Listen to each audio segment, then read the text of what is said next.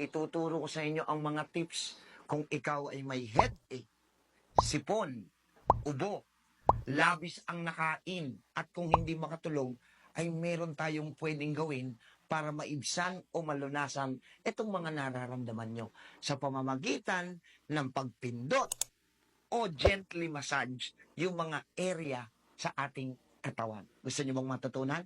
Ito na siya. Kung ikaw ay masakit ang ulo, gamitin ang dalawang daliri at ilagay sa gitna ng ating mga kilay at i-massage mo gently, circular motion ng 2 minutes at dahan-dahan maiibsan ang sakit ng ulo. Kung ikaw naman ay may sipon, kumuha ka ng dalawang tagalawang daliri, at ilagay mo dito sa gitna.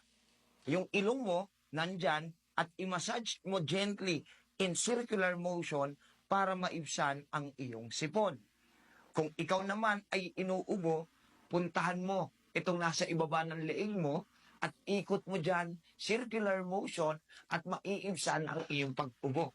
Pang-apat, kung ikaw ay sobra ang nakain, pwede mong pindutin itong kanang kamay mo, itong nasa pulso, at iikot mo ng circular motion for 2 minutes at dahan-dahan matutulungan niya mag-digest ang iyong tiyan.